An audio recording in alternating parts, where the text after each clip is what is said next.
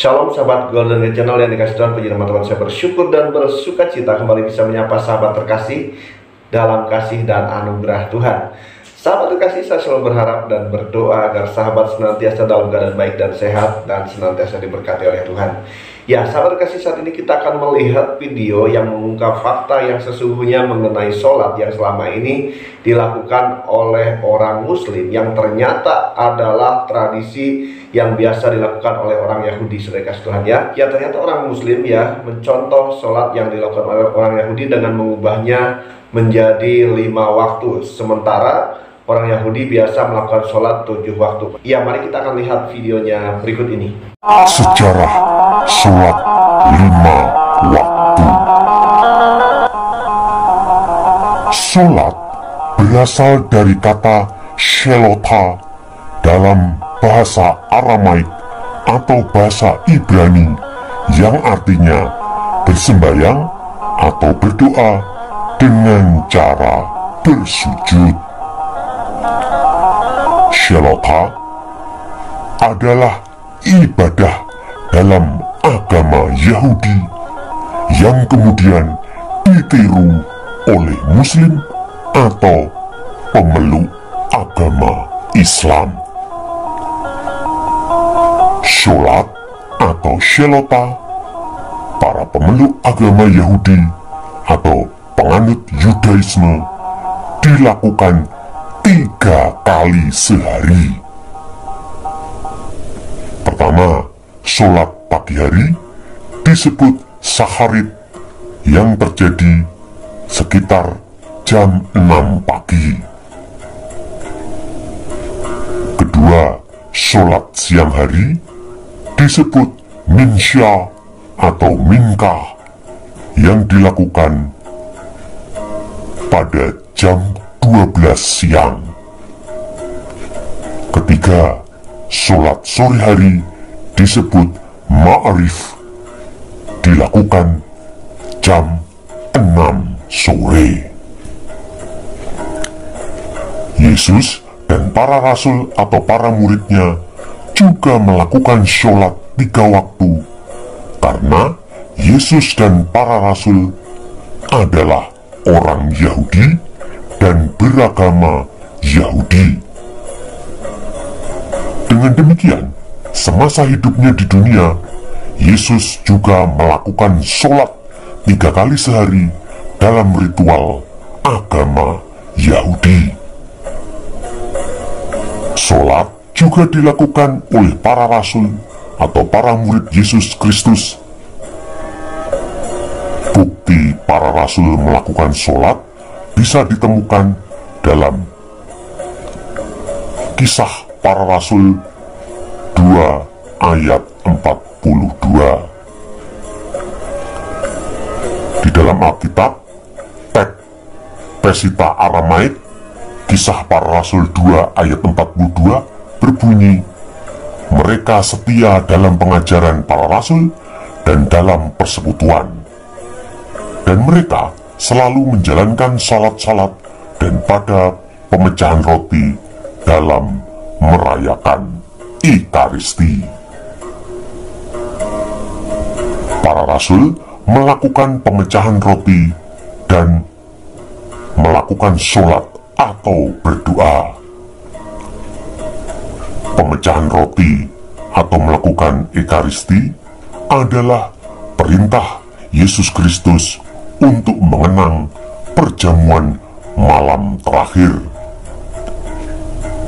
Sedangkan sholat dilakukan oleh para rasul karena mereka adalah orang-orang Yahudi yang beragama Yahudi. Dalam perkembangannya, pemecahan roti atau perayaan Ekaristi yang dilakukan oleh Yesus Kristus bersama 12 para rasul dalam perjamuan malam terakhir menjadi jantung ritual dalam kekristenan. Gereja Katolik dan semua gereja Ortodoks melakukan ritual ini atas perintah Yesus Kristus. Sholat 3 waktu yang dilakukan oleh orang-orang Yahudi sampai sekarang dilakukan oleh pemeluk atau kelompok Islam Syiah yang melakukan sholat 3 kali sehari. Sholat 3 kali sehari adalah perintah yang tertulis dalam kitab Al-Quran. Dalam pandangan Islam Syiah, Al-Quran hanya menyebut sholat 3 waktu atau sholat dilakukan 3 kali sehari. Perintah sholat 3 kali sehari tertulis dalam surat Al-Isra ayat 78 hingga 79, yakni perintah untuk mendirikan sholat, di mana sholat dilakukan 3 kali sehari, yakni pada waktu matahari tergelincir, pada waktu siang hari, dan malam. Dengan demikian, sholat yang dilakukan pemeluk Islam Syiah sama persis dengan yang dilakukan oleh pemeluk agama Yahudi, karena sholat memang ibadah yang meniru agama Yahudi. Dalam kitab Al-Quran tidak ada perintah bagi umat Islam melakukan sholat 5 waktu.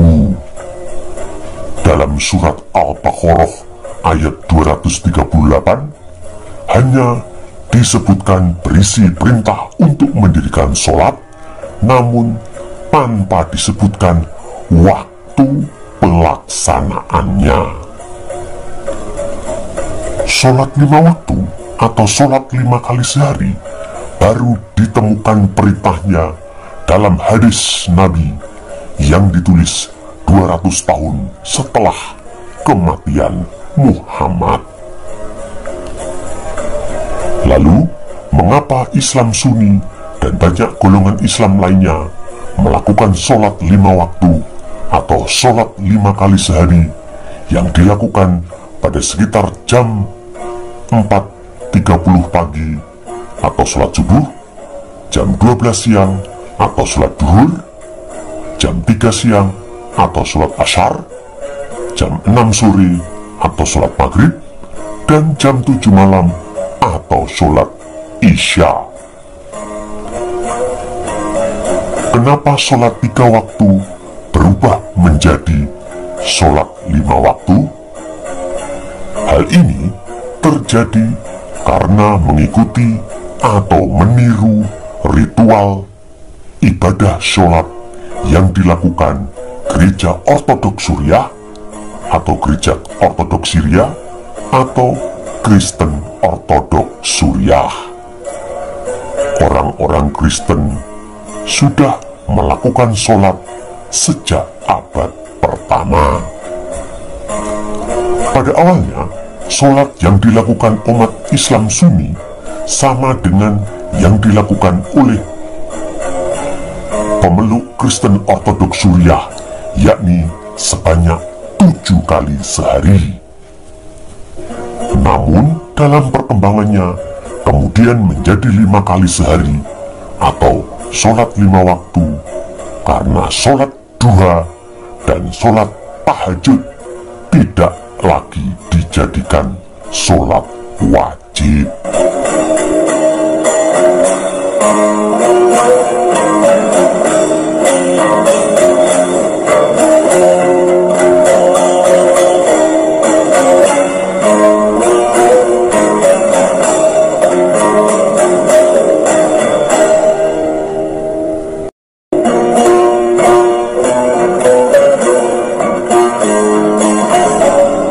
Sekarang, admin akan menjelaskan mengapa orang-orang Kristen Ortodoks Suriah atau Gereja Ortodoks Suriah melakukan sholat 7 waktu atau sholat 7 kali sehari. Pertama, sholat saatul awal. Sholat ini dilakukan oleh orang-orang Kristen Ortodoks Suriah sebelum matahari terbit, atau dilakukan saat subuh atau sekitar jam 4.30 pagi. Sholat ini untuk memperingati Yesus yang ditangkap dan diadili lalu divonis hukuman mati. Dalilnya terdapat dalam Injil Markus 15 ayat 1.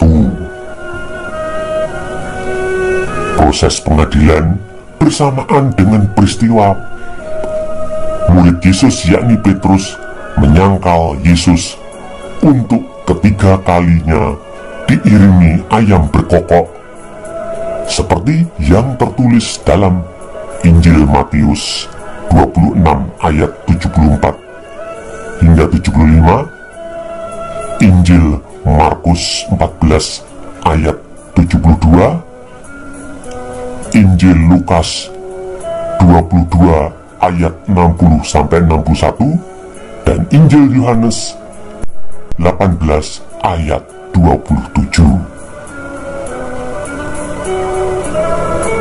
Di dalam Islam, sholat ini dikenal dengan nama sholat subuh. Kedua, sholat Sa'atus Salis. Sholat jam 9 pagi ini dilakukan untuk memperingati Yesus memanggul salib ke Bukit Golgota. Dalilnya bisa ditemukan di dalam Injil Markus 15 ayat 20 dan 25, serta Injil Lukas 22 ayat 66. Di dalam Islam disebut sholat duha. Sholat duha saat ini bukan termasuk sholat wajib dalam Islam. Ketiga, sholat Sa'atus Sadis.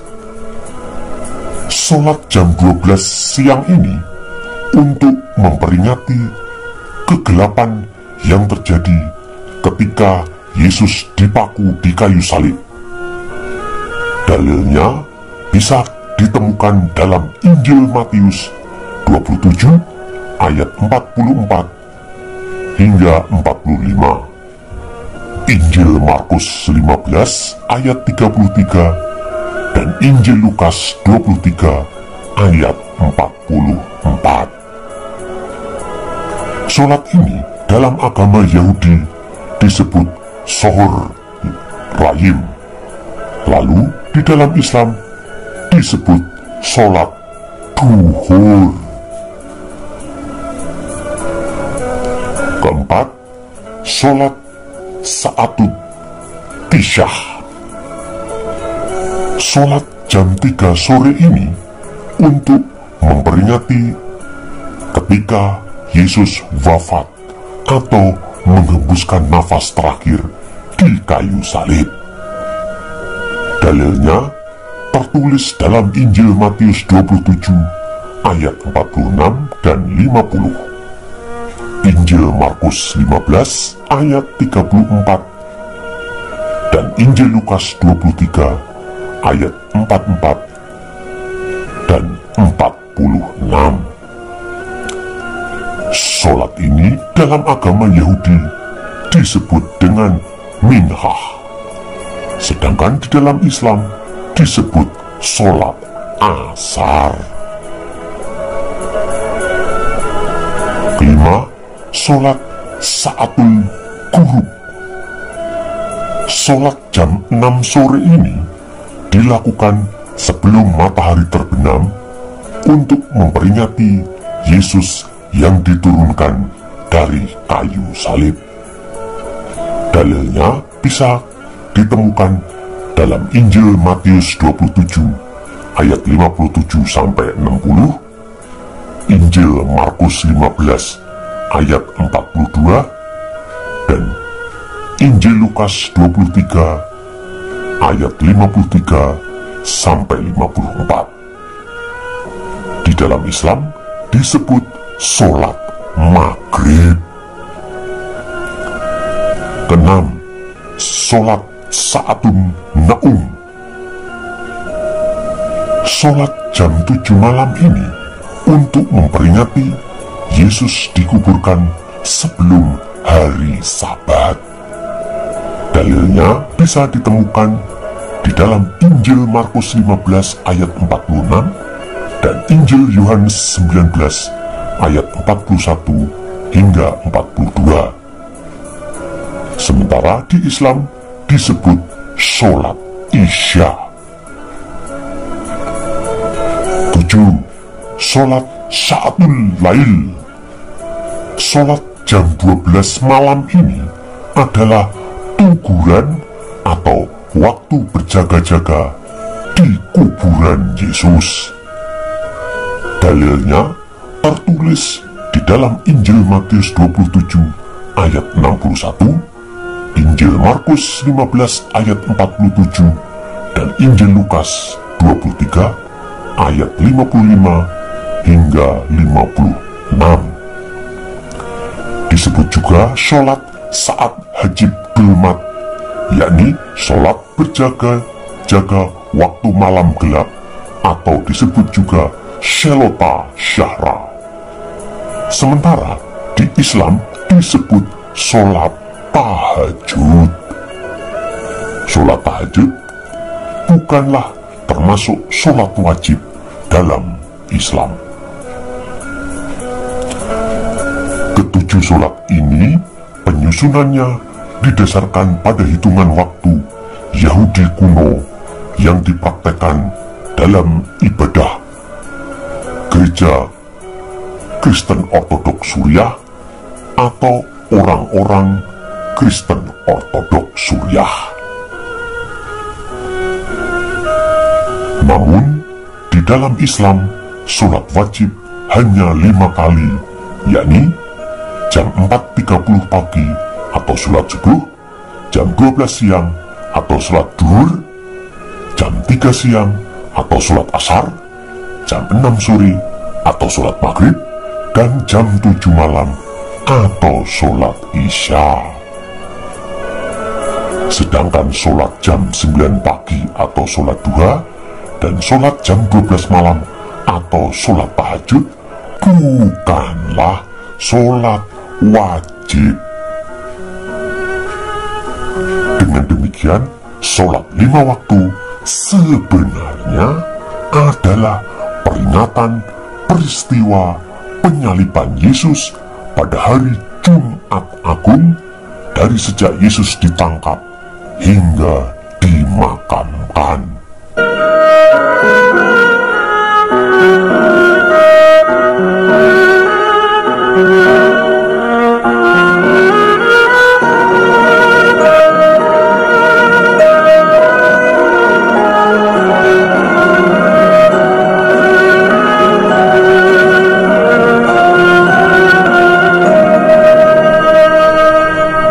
Sholat 7 waktu diperkenalkan oleh Abdul Malik bin Marwan. Ia adalah seorang khalifah kelima yang berkuasa antara tahun 685 hingga tahun 705 Masehi. Abdul Malik adalah seorang khalifah yang berasal dari Bani Umayyah. Abdul Malik adalah putra Marwan bin Hakam atau Marwan pertama, keturunan Bani Umayyah yang merupakan salah satu klan terkaya di Bani Quraisy. Pasukan Islam di bawah kepemimpinannya melancarkan perang jihad fisabilillah dan melakukan penaklukan dari Jazirah Arab hingga Suriah, Palestina, Yordania, Israel, dan wilayah sekitarnya.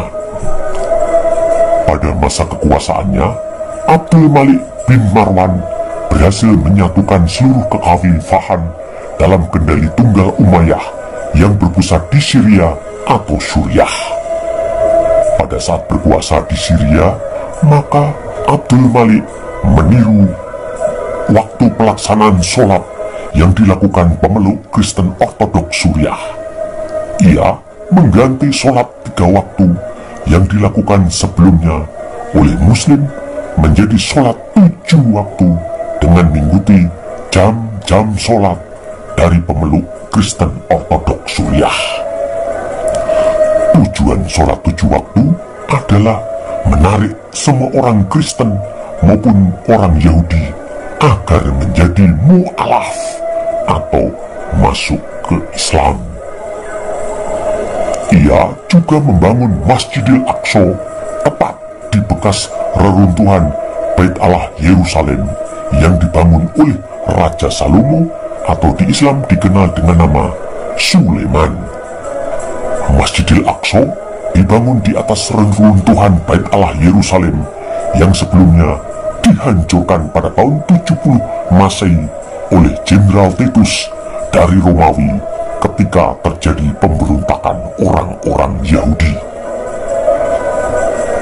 Dengan memperkenalkan sholat 7 waktu kepada Muslim dan membangun Masjidil Aqsa pada tahun 691 Masehi, Abdul Malik bin Marwan juga menghendaki agar orang-orang Kristen dan orang-orang Yahudi mendukung kekuasaannya. Jika orang-orang Yahudi dan Kristen menjadi mu'alaf, maka kekuasaan Abdul Malik bin Marwan akan semakin kokoh. Setelah Masjidil Aqsa selesai dibangun Abdul Malik bin Marwan, maka sholat umat Muslim juga berkiblat ke Masjidil Al-Aqsa atau Baitul Muqaddas yang berada di Yerusalem. Bangunan kubah emas atau kubah sakrah atau Dome of Rock yang terletak di puncak Masjidil Aqsa dibangun pada tahun 691 Masehi. Bangunan tersebut didirikan untuk merayakan kemenangan umat Islam atas orang-orang Kristen dan Yahudi, sekaligus ingin menunjukkan superioritas Islam kepada Yahudi dan Kristen. Pada masa kekuasaannya, Abdul Malik bin Marwan berhasil menyatukan seluruh kekhalifahan atau menyatukan dunia Islam. Ia berhasil mengalahkan pesaingnya, yakni Abdullah bin Zubair yang berkuasa di Mekah. Setelah menyatukan seluruh kekuatan Islam, Abdul Malik bin Marwan menetapkan bahasa Arab sebagai bahasa resmi pemerintahan. Abdul Malik bin Marwan juga dikenal sebagai sosok yang ahli ibadah dan sangat Islami. Abdul Malik bin Marwan melakukan Islamisasi di berbagai lini kehidupan. Ia memperkenalkan mata uang Islam, yakni dinar pada tahun 693 Masehi. Awalnya, mata uang yang baru berisi gambar khalifah sebagai pemimpin umat Islam dan panglima tertinggi. Namun, karena koin tersebut kurang diterima oleh orang-orang Islam, maka pada tahun 696 Masehi diganti dengan koin tanpa gambar yang bertuliskan ayat Al-Quran atau kalimat bersifat Islami. Ia membangun pusat kekuasaan di Damaskus, Syria atau Suriah. Pada masa kekuasaan Abdul Malik bin Marwan, ia bersama Gubernur Irak Hajjaj bin Yusuf juga membentuk komite yang bertugas mengedit kitab Al-Quran. Komite tersebut mengedit tulisan mushaf Al-Quran dengan titik dan koma pada huruf-huruf tertentu. Ya sahabat terkasih, demikian video yang mengungkap fakta yang sesungguhnya ya mengenai sholat yang adalah milik orang Yahudi. Saudara kasih Tuhan ya, Karena dalam hal ini kita melihat bahwa orang Muslim itu hanya menjiplak ternyata, di mana orang Yahudi melakukan sholat selama 7 waktu, saya kasih Tuhan. Ya, tetapi orang Muslim mengubahnya dengan sholat 5 waktu dan kemudian ditambah sholat tahajud dan sholat duha, saudara kasih Tuhan ya. Ya, saudara kasih Tuhan, inilah fakta yang sesungguhnya ya, di mana kita melihat di sini bahwa ajaran dalam Islam itu memang betul-betul menjiplak dari ajaran Yahudi dan juga Kristen, saudara kasih Tuhan ya. Dan hal ini tidak bisa dibantahkan lagi. Ya, sahabat terkasih, selama ini orang Muslim beranggapan ya bahwa ajaran yang dimiliki oleh mereka itu adalah ajaran yang dari surga ya, yang dari Allah. Ternyata saya kasih Tuhan ya, banyak sekali fakta-fakta yang mengungkap bahwa sesungguhnya ajaran mereka menjiplak dari agama lain. Demikian saudara kasih, hal yang bisa disampaikan kiranya menjadi berkat bagi sahabat terkasih. Jikalau sahabat diberkati, tinggalkan komentar di kolom komentar, berikan masukan dan juga saran, dan kiranya channel ini boleh semakin berkembang dan nama Tuhan dipermuliakan. Terima kasih sahabat, Tuhan Yesus memberkati kita sekalian. Haleluya, amin.